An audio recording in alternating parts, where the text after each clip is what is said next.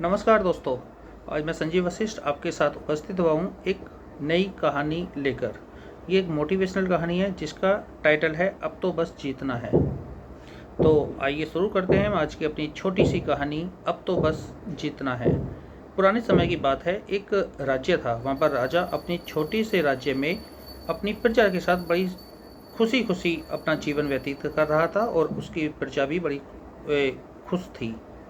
एक दिन गुप्तचरों ने सूचना दी कि पड़ोसी राज्य जो नियर बाई का जो राज्य था वो उन पर हमला करने वाला है। गुप्तचरों ने यह भी बताया कि ये खबर बिल्कुल पक्की है कि सिर्फ 3 दिनों के भीतर ही पड़ोसी राज्य अपनी विशाल सेना को लेकर हमारे राज्य पर हमला कर देगा। उनकी सेना इतनी बड़ी है कि उसका मुकाबला करना भी संभव नहीं है। राजा बेहद दुखी हो जाता है और परेशान हो जाता है। राजा अपनी सभा को तुरंत बुलाता है और लोगों से सलाह मांगता है कि अब लोगों का मरना तो तय है, लेकिन यदि किसी व्यक्ति के पास कोई भी उपाय है तो वो बता सकता है। यदि कोई किसी उपाय से प्रजा को बचाया जा सकता है तो वो अपनी बात रख सकता है। राजा के चतुर मंत्री ने कहा कि जब जान पर बात आ ही गई है तो इसका केवल एक ही उपाय है कि आज ही हमें पड़ोसी राज्य पर हमला कर देना चाहिए।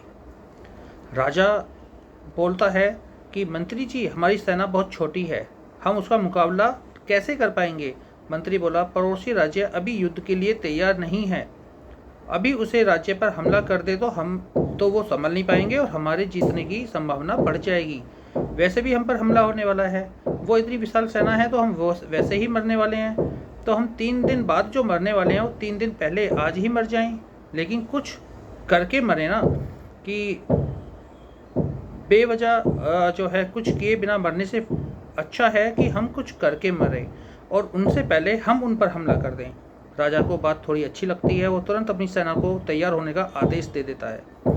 इस युद्ध में कुछ आम नागरिक भी जो है युद्ध के में चलने के लिए तैयार हो जाते हैं और जो युद्ध के लिए तैयार होकर उनके साथ आगे बढ़ते हैं। पड़ोसी राज्य जो था वहाँ पर पहुँचने के लिए बीच में एक जंगल जो था, जंगल के बीच में एक नदी थी। नदी के ऊपर एक पुल होता है और उस पुल के सिवा कोई दूसरा रास्ता वहाँ पर नहीं होता है। तो जैसे ही राजा की पूरी सेना उस पुल को पार करके पड़ोसी राज्य की सीमा के अंदर प्रवेश करती है और तो राजा अपने मंत्री को आदेश देता है कि इस पुल को जला दिया जाए। जला देने के बाद अब क्या होता है कि उनके पास उनकी जो प्रजा है उनके पास अब एक ही ऑप्शन बचता है कि या तो वो लड़कर मरे या फिर जो है वहाँ पर अपनी पूरी हिम्मत के साथ लड़कर विजय प्राप्त कर ले। हमारे पास भागने का कोई ऑप्शन नहीं है, ये राजा कहता है और बताता है कि अब जो है हमको सिर्फ लड़ना ही है और कोई दूसरा रास्ता नहीं है। तो अब जो है पूरी प्रजा उनकी जो बड़ी हिम्मत के साथ लड़ती है और आगे उसका रिजल्ट जो आता है वो ये आता है कि वो वहाँ पर जो है जीत जाती है। इस कहानी का मैसेज ये है कि यदि आपके पास कोई प्लान बी नहीं होता तो केवल आपके पास एक ही प्लान होता है, वो होता है ए। और आपके पास यदि कोई दूसरा ऑप्शन है ही नहीं तो आप पूरी क्षमता के साथ, पूरी ताकत के साथ अपने प्लान ए पर काम करते हैं। और निश्चित मानिए कि यदि आपके पास केवल एक ही प्लान होता है तो आप उसको हमेशा प्राप्त कर लेते हैं। उस प्लान को आप जीत में बदल देते हैं।